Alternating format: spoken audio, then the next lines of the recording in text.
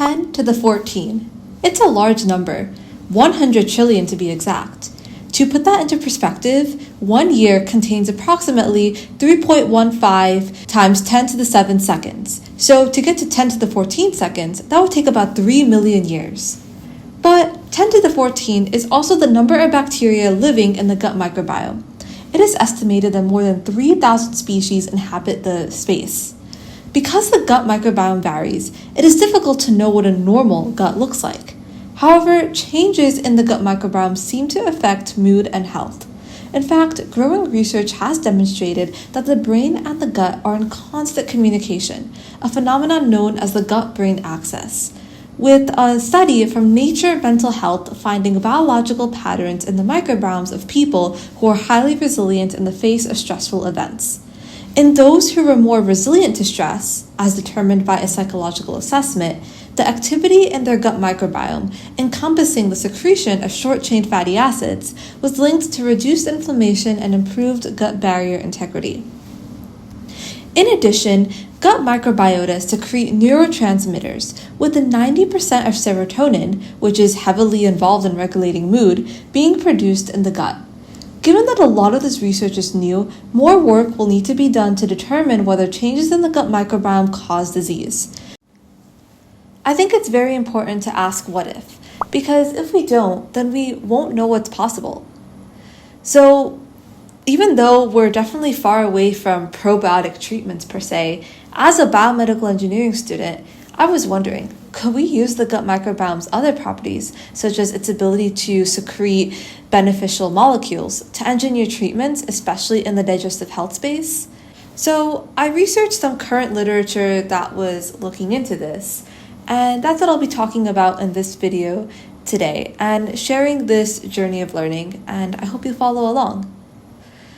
Inflammatory bowel disease is a chronic condition characterized by inflammation of the digestive tract, with the two main subtypes being Crohn's disease, affecting any part of the digestive tract, and ulcerative colitis, mainly affecting the colon.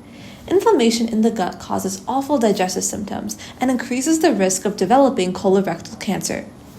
Some IBD treatments are nonspecific and work towards reducing inflammation through the use of steroids or through reducing overall immune system activity, and these drugs can also have unpleasant side effects. However, while some recent IBD treatments, such as therapeutics inhibiting the production of tumor necrosis factor alpha, a protein that drives inflammation, are more targeted, they can have unwanted off-target effects on other parts of the body, also leading to side effects. So how can gut bacteria help? As I was researching this, I came across numerous research papers from the past couple of years, like this one, on engineering the commensal E. coli nacelle ECN 1917 strain to fluoresce upon encountering the inflammatory marker thiosulfate in the intestine and release a protein that can decrease inflammation as a result. I also stumbled on this paper, which edited the same ECN strain to carry a polymer composed of two gastrotransmitters, carbon monoxide and hydrogen sulfide. Although these molecules sound toxic, they act as signaling molecules, contributing to the reduction of inflammation. Researchers orally delivered this engineered probiotic to IBD-induced mice and found localized release of carbon monoxide and hydrogen sulfide at inflamed sites.